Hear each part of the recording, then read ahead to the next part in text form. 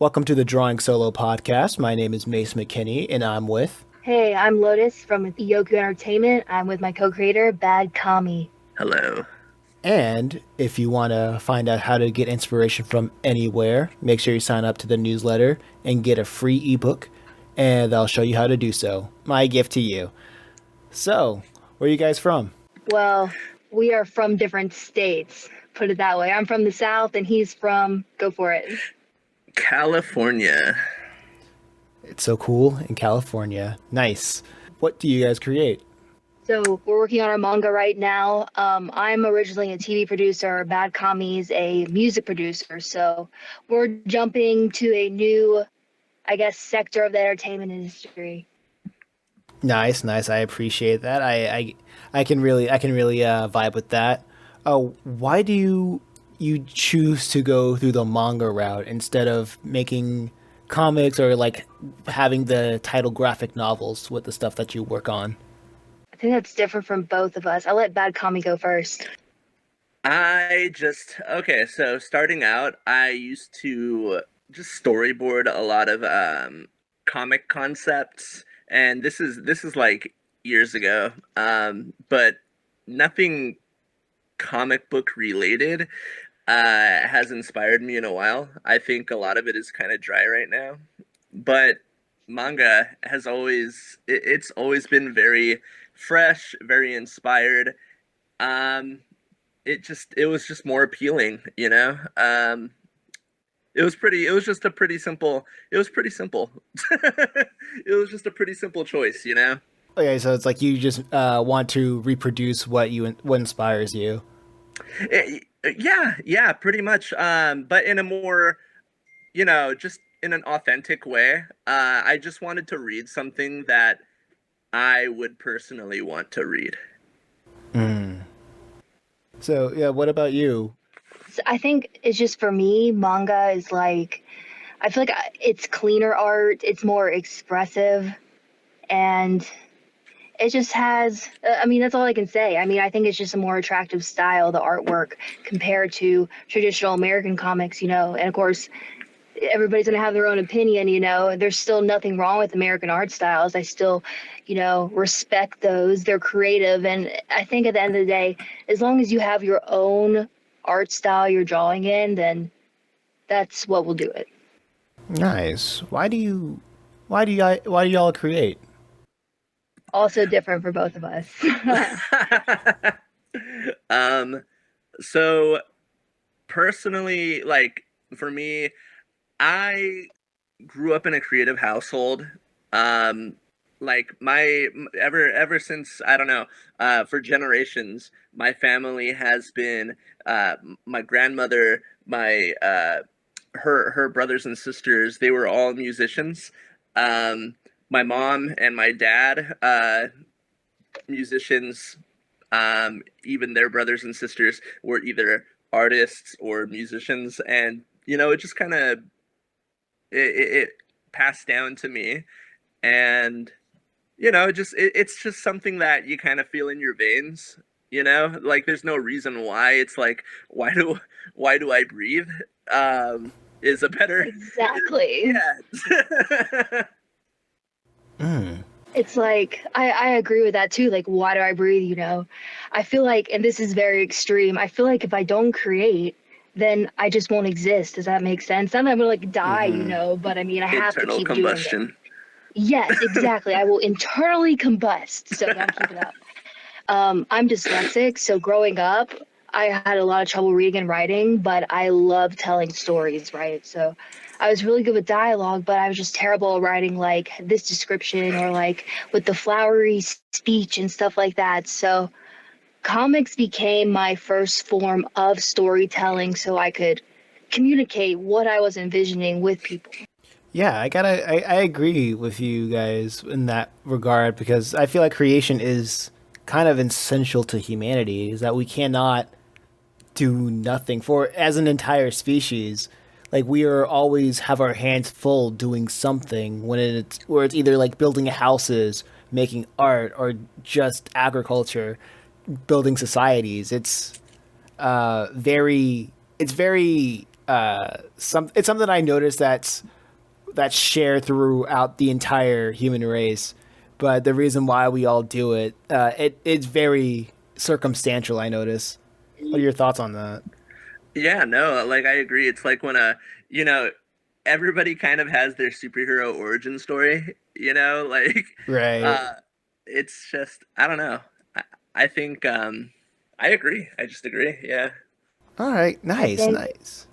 like stuff like you just said, like it doesn't really matter where you are in the world, right? Anybody can appreciate a good song or appreciate a painting. True. True. How did you guys meet? Since you're like on two different parts of the world. Yeah, go for it, bad commie. So, you know how people say no one likes the idea guy. They want someone who's going to someone who can do it for himself.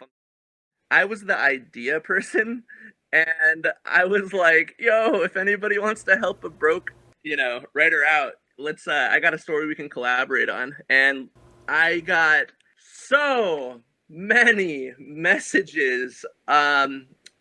Most people were like pretty unrealistic with what they were asking, um, especially for the quality of art that I was seeing. And Lotus happened to message me and or comment, and I looked at Lotus's art and I was blown away. There was so much detail. There was like me, the most recent manga that I've been reading um have been like Junji Ito's works, and I was like looking for someone who could do something like a blend of that with a little bit of Death Note, like just Right. Right. that type of vibe, And Lotus was the one, like the only person. I didn't want to consider anybody else. Very Um, honored. yeah, I did not want to consider anybody else.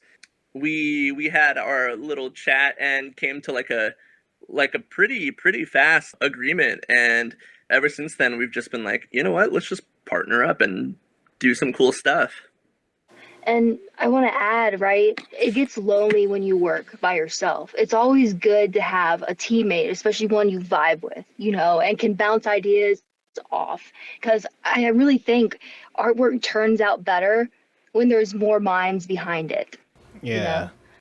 know? So we came back and we said, hey, instead of like a payment, let's do a business contract. Let's both invest into this book and then market it, sell it, and then we'll make a contract and do percentages based off what we sell.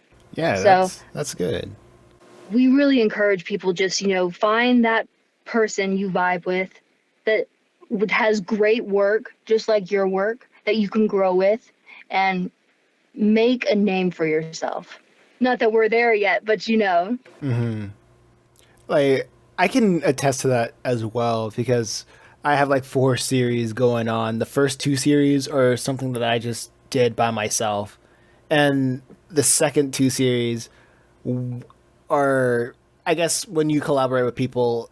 I want to say it happens like happenstance, but like when you have more than one person together in a group, I think it all is just happenstance when you are with other people, you know.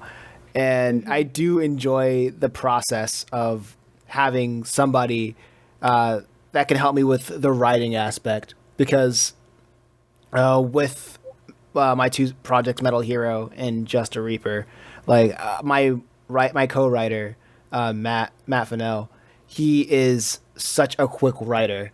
And when I'm like writing the manuscripts for the comics, I'm just slow. I think about everything. I'm like, I don't know if you think about the meme where that woman is just like looking into the distance and see like a bunch of math equations like going across her Yeah. face. That's basically how I am with writing. I'm like, okay, so what's his motivation? How am I going to take this? What's going to happen? Like, You know, what's the end point of here? relatable. Lotus and I are like kind of the same way, except we balance each other out.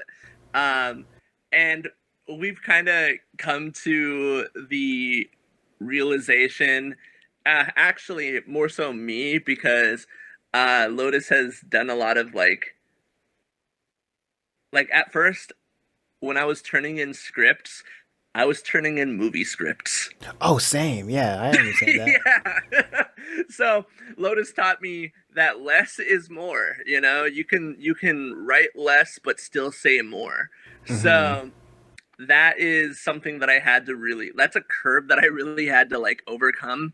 Um but like, yeah, dude, like I totally I totally relate to that. For Like, sure. And then also when you're working with more than just words, so in our cases, right, all three of us, just also the imagery, right? So what can we put there that the words can't say, that the words don't have to say, Yep. too? Yep. I can vibe with that. I can gel with that. Question I wanted to ask is like, how would I phrase this? How would you say being a TV producer and a music producer translates into what you guys are doing now? Work ethic. Well, yeah, definitely work ethic. I mean, we're hitting deadlines constantly, right? My show's going to go on without me, whether I'm ready or not. Same, he's got deadlines for his artists. Yeah, like artists will they'll come up with unreasonable deadlines, whether it be like, I want to put this out next summer, or I want to put this out next week and it's going to be 6 songs and da da da da da da da. You kind of, this that mindset of, all right, forget everything else, let's just grind this out.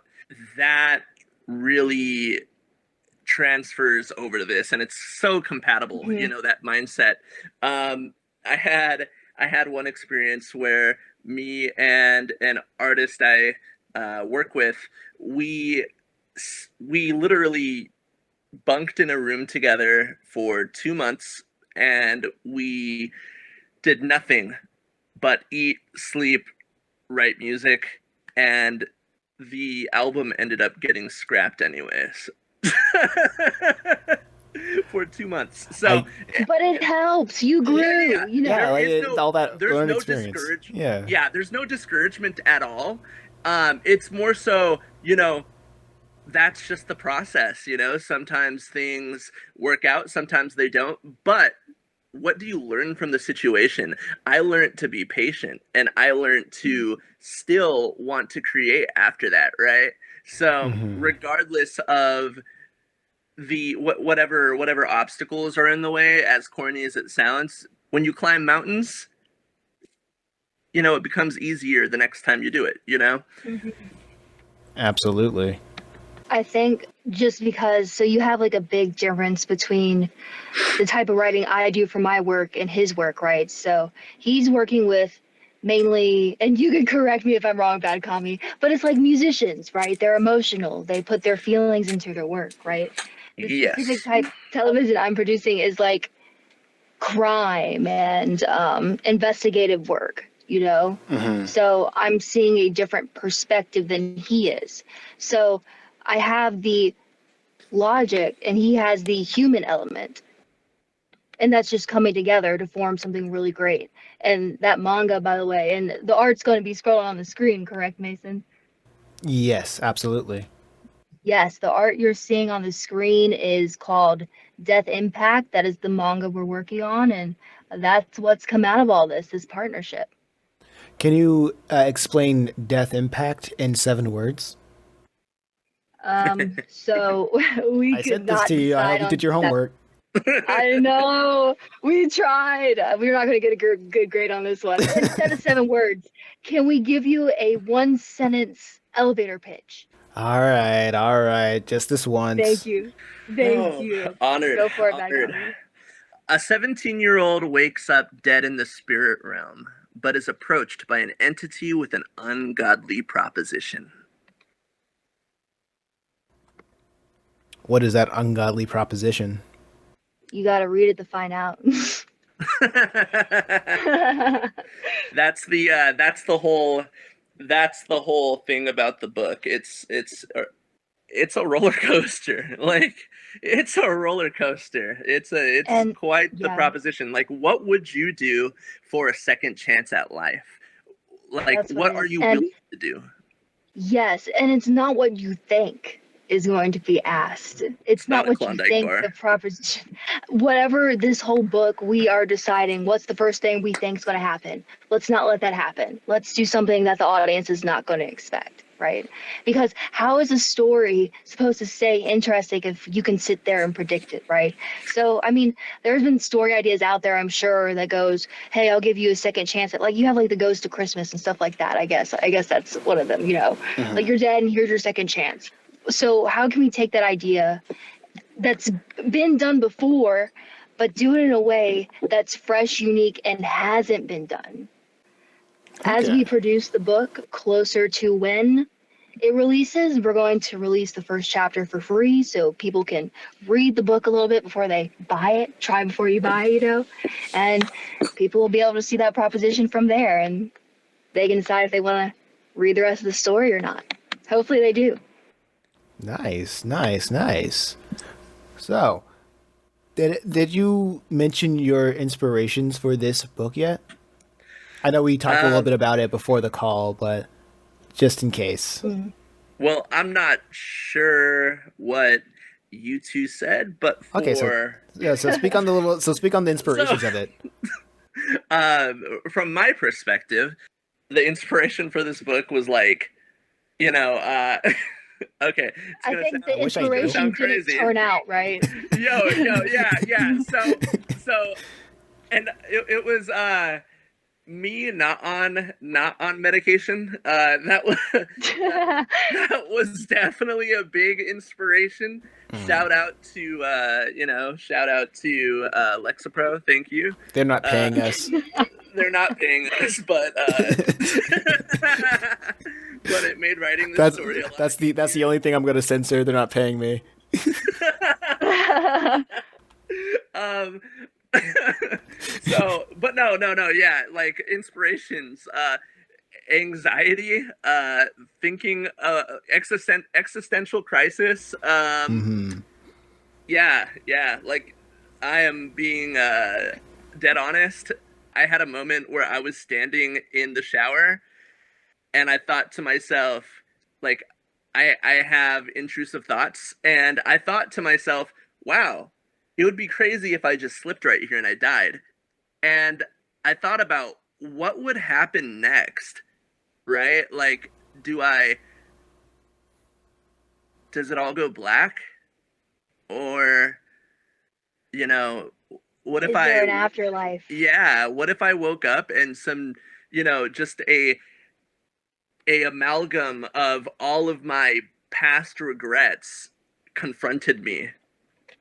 How terrifying would that be to see everything that you have ever, every conversation personified, and you have to face it, right? Like that right there was the that was kind of the concept and Hmm. what sparked the idea. um but then I realized, I mean, my monster doesn't look so bad.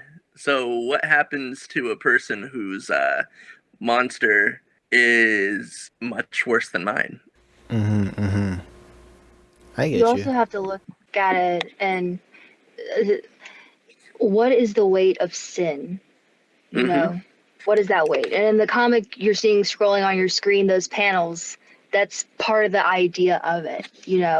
Does your sin weigh you down enough where you won't get to heaven? Yeah, like we really talk about, karmic debt. We talk a lot about that. Instead of having this scary monster of, all of your past regrets and blah blah blah, instead of that, like we kind of just like translated it to karmic debt. The sins of your family become a debt that you now owe. That's kind of a theme. Because in the Bible, you have this thing that is generational curses. Hmm. It affects people up to the fourth generation. If I had a great grandfather who was an alcoholic, right?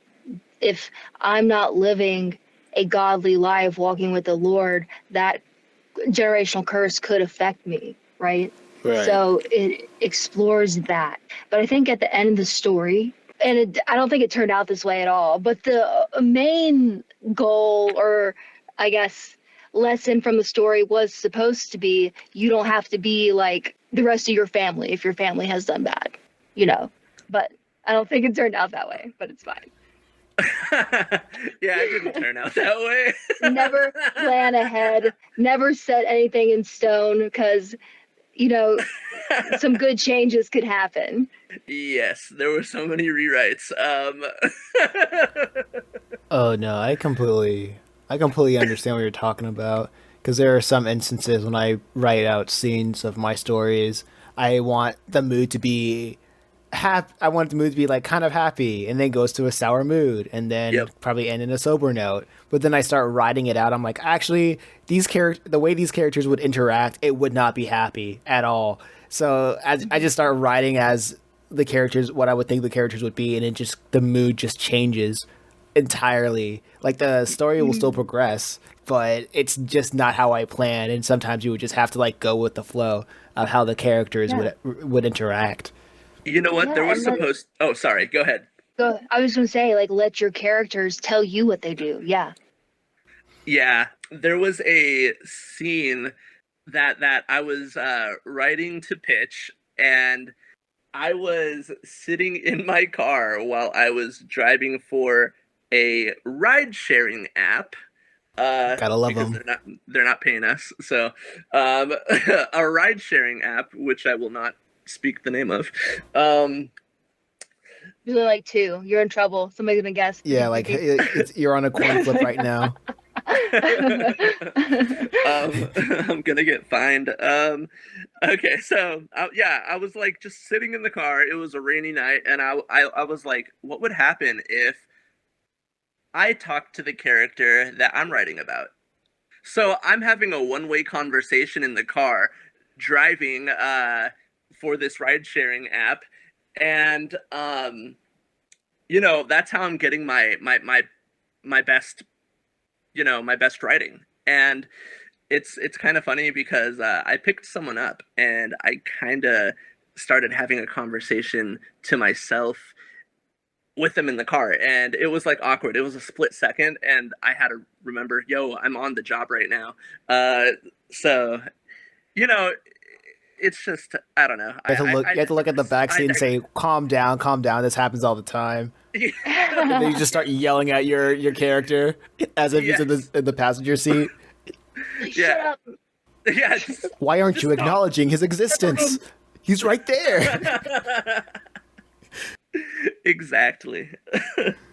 But yeah, it's like having those kinds of exercises really come with understanding your characters and like knowing what they would do in certain predicament, or just trying to understand their motives and like why they are who they are. And I think I that's have a pretty question nice. for you two. Oh, a question for me. So, yes, a question for you. Nice. Sorry, I'm taking over the interview now. I'm on the Is hot it- seat. When you guys, okay, so when you guys, I'm listening to you talk about how you write, Mhm. and it's so like structured and really thoughtful. I'm just like, what if they said this and this and this? The whole conversation flows into my head, right? Mhm. But my question is, and I realize other people don't do this, or they do it, I'm not sure. But I don't think in words. Like, I think in like colors and shapes and stuff like that. Uh-huh. Like, I'm not having like an actual dialogue in my head. Do you guys actually like have a voice in your head? Or like, how do you guys think? I have too and many process voices in my information. head. Oh, there we go. Yeah. I All the have characters talking at once. I guess I would say like the way that I write characters is really branches off the way that I write stories. Like I don't know how many people would like listen to this podcast, but I think I probably said this like 5 times by now. And the way that I approach stories is as someone would approach an argument. There was a philosopher, which I need to I still haven't researched what his name was, but there's this philosopher that says every story is an argument, and I take that idea and I extend it to say, if a story is an argument, then every character is a different perspective of that argument, So instead of writing characters with like histories and backstories, I just write perspectives, and every perspective has an end goal. So when You That's just interesting. blew my Yeah. mind. I have not heard of that. That's so a really neat way to think about it. because like I can't I really you can't really expect and somebody who's like interested in the story to like be interested in the lore of everybody, but you Yeah. because all they have at their disposal is a character and their motivation, and what's the better way to understand it as a writer, as you have the theme and a perspective, because everybody has their own perspective. Not even twins have Hmm. to share the same perspective of life. You know what I mean? So Hmm. that's why it's so. And plus, I have a lot of shower thoughts where I think, okay, so here's something that I believe in, right? But here's a counter argument to that belief, and then I would like go back and forth in what by like in my mind of one argument and another argument, and it's just a way for me to understand a completely different point of view, and apparently I guess that works because a lot of people like the way that of I write characters, because my characters are just me, different versions of me talking to myself. Yeah. Even though I personally would agree with one character more than another, it's that place of understanding and not wanting to strawman a different argument to the is where I want to make my characters at least authentic when it comes to sharing a perspective on a certain topic. Yeah. When I think for our characters, at least when I'm writing it, that comedy probably has a different way to do it. I used to make it just like you said, like different versions of me talking, and that makes sense, right? And it does work, right? But after working, again, I told you I produce the TV, the shows that are like crime oriented and stuff. You really see the worst of humanity. Yeah. So I'm really creating people I hate, but at the same time, like not all the characters, right? But some of the characters really creating somebody I just don't like, a personality I do not like. But even though I don't like them, they still have a good motive, whether it's in the story I'm creating or if it's in the actual real TV show I'm producing, right? Like, what do you mean by good motive? Is it like a morally good, or it's good in the sense of it has a purpose? It has a purpose. I mean, Okay. morals is, of course, my morals is different than this guy's morals over here that's committing what I think is a crime, right? But he might not think that. It might be good to him, right? He may be like survival of the fittest and that's morally good to him, but I'm like, let's benefit the whole collective. It's again perspective, but it's the type of person I don't like. Yeah, like So, and it all goes back to every story is an argument, and yeah, you're trying to figure out what story, like how in setting up the circumstances of how one perspective would prevail over another. exactly. I mean, your philosophy behind it just really ties it all together. I think every story is essentially is philosophy. Like storytellers are philosophers, and people don't really realize that. They don't understand that. So Yeah. that's what do you think, Bad Kami? Even I completely agree. I was gonna talk about this, but I was like, you know what? Nah, I don't want to feel too deep, if you chat it I, up, No, chat it go up. for it. you already know what I'm gonna talk about. Um, Mm-hmm. so one thing I would like to see a little more of is serious philosophy in stories. Like, I get the whole idea that, oh, friendship is awesome, and if I work hard enough, I can become my best self, right? Like, Hmm. I get that, but it's like, after how many seasons, after how many chapters, does that become played out? Like there's like this saturation, just an oversaturation of that, and if people started coming out with like deeper motives for characters, I don't know. I feel like that would just be kind of rad, like I feel like it Yeah. would be a good turning point. The power of friendship can only win so many battles. I would Yeah. I would say I don't know if this is a pushback or a step beyond. But Yeah. I think the power of friendship is very tight because it taps into something that is deep within every human being. And that is the thing that we take for granted. So instead of saying having something deeper, we can ask, why is that so important to us? Why do we need friends to begin with? I guess It's a good angle. people would say, "Oh yeah, because we're social animals. Like why can't can Hmm. anybody do anything by themselves?" I guess if they have the right work ethic, but there's why do we need people? Why do we need to be around other beings? Why can some people live by themselves in the woods while other people can't fathom not living in a city? Yeah. It's and that's something that if there was like a shonen that talks about uh the importance of friends in a sense of why do we need friends for other reasons other than to kill the big baddie of the stories, but just thinking about just a contemplative piece of like, what is a friend, what are Yeah. people to us. I think that's a really cool thing that can be talked about, but that's And that's mhm. very I don't know. You have to be a really good marketer to like sell that to people. Yeah, Well, because not really, right? Because so many things do it. Sorry, go ahead, back on me. my question was going to be, how many times can you sell it to people? Because Exactly. yeah, Well, apparently a lot, because I mean, you have stuff like Black Clover that plays off every single, sorry, Clover fans, but not sorry, every single shonen stereotype there is. And it's just like, oh my gosh. There was this one post, I don't remember what it was. Somebody posted a panel from Black Clover, one of these manga groups on Facebook, and he said, my boy so and so is following the steps of Itachi Uchiha. He just killed his own clan. My man. And I'm thinking, your man, the author of that manga, just copied Naruto like you've been doing all these other manga. There is no creativity at all.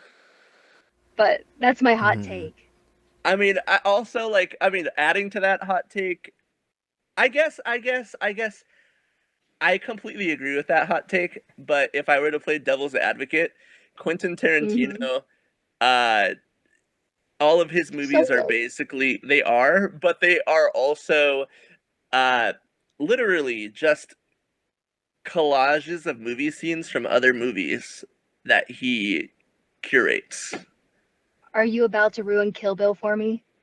That movie also has a lot of ripped off scenes that were Dang, intentionally ripped dang, off. Okay, so dang. we can take that. We can take that. Hey, take that and Okay. realize It's art, I understanding guess. it's art. Like Yeah. great artists steal Big, I because there's guess. nothing new under the sun. I can. The only thing Yeah, that makes things unique is through the perspective of the artist telling it. that is true. That That is is very true, true. but I still agree that Black Clover, it grinds my gears. Amen. Preach. But Yeah, okay, yeah, sure. back to I mean, philosophy, right? I I mean, think. like you don't have to like You it, go ahead. so it's still, Yeah, yeah, yeah. It's It's still selling. It's perspective. still good. yeah. I mean, yeah, if it's selling and people are watching it or making money, they're doing something right, right? Hey, Totally. yeah, Yeah. absolutely, absolutely. So can't argue with that. But back to philosophy, right? And I'm Hmm. sure Bad Kami agrees with this. Um, Me personally, I really like to consume media that's going to change me and my perspective, right? For example, Yes. I always like the shoujo Nana, and I don't like shoujo, but this one just sucked me in, you know. Yeah. Just good drama. We like good drama. Hmm. But at the end, all this, stuff went down, and I'm like on the edge of my seat. And then the main girl, the rock star Nana, finally breaks and she's sad. And then the Nana who cries all the time tells rock star Nana, you don't have to be strong all the time. And a 16-year-old me watched that and cried because you think, like you always have to be tough. Yeah, I'm the oldest child. I thought I always had to be tough. I had to fight my own fights and all this stuff. But it's okay to cry. It's okay to be sad. You know, that changed my perspective. And Hmm. I really, and that Kami does too, make comics, and this is what we're doing on our Instagram right now.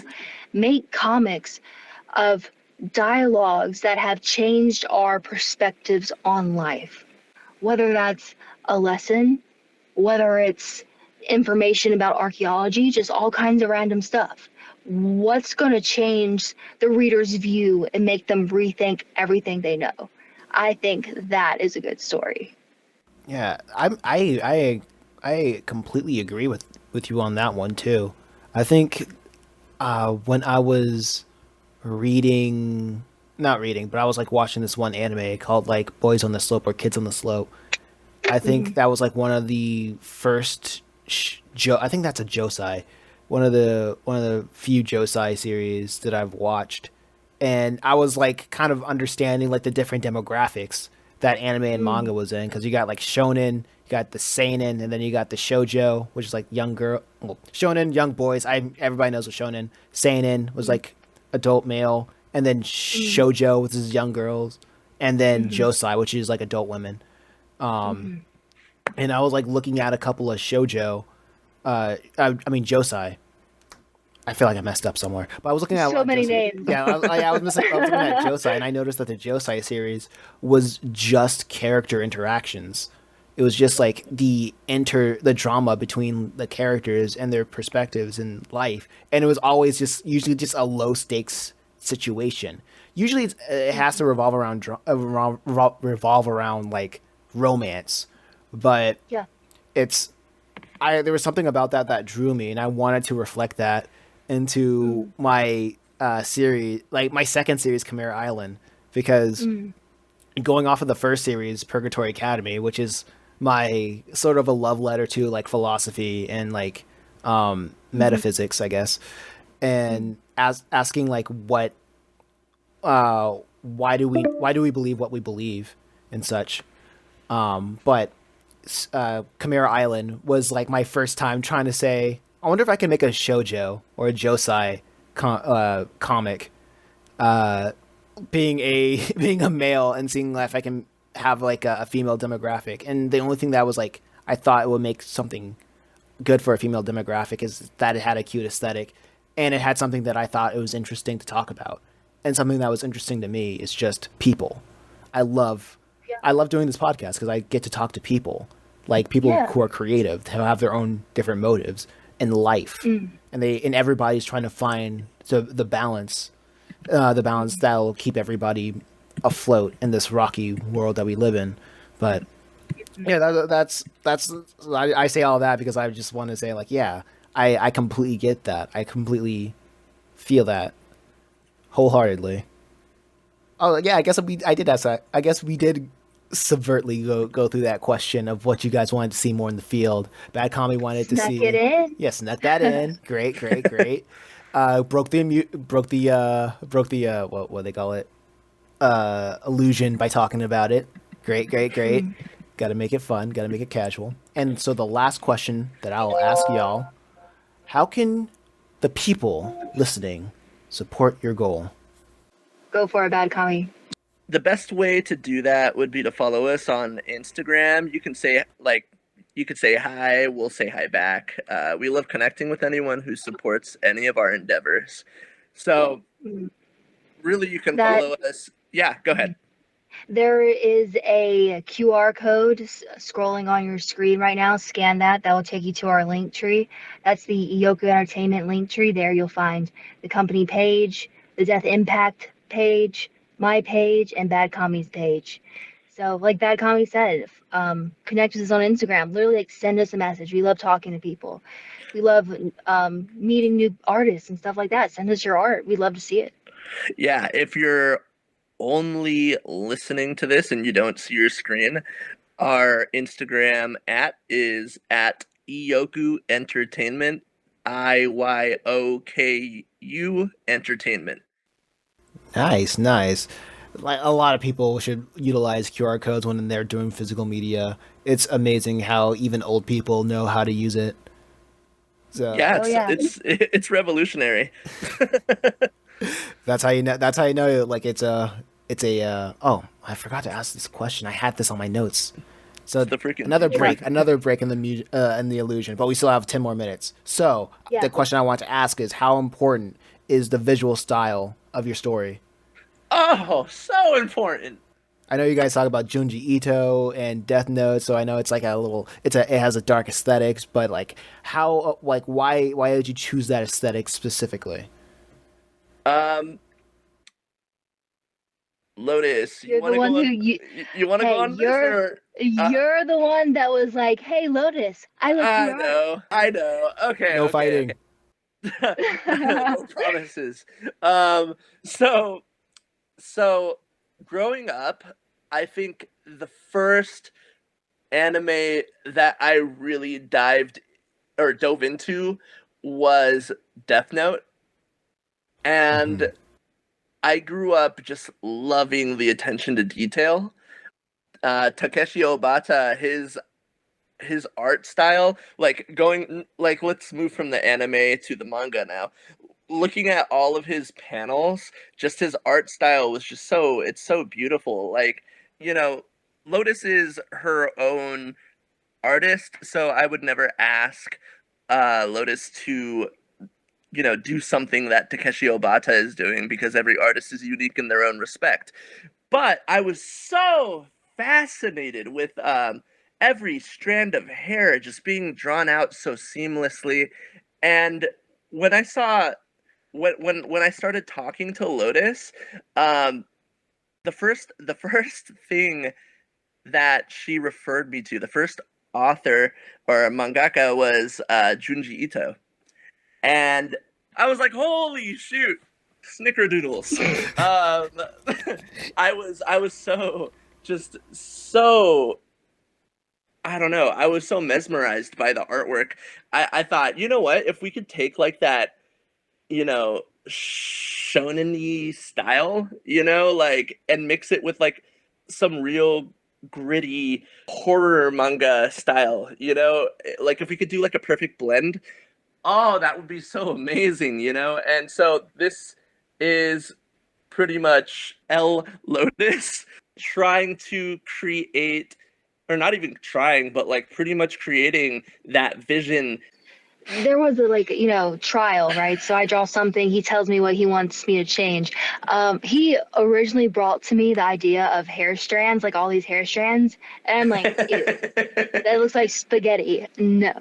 So we went with more simpler. If you look Mhm. at my art, I think I've been told it looks bleachy, and which Bleach was the first manga I ever read.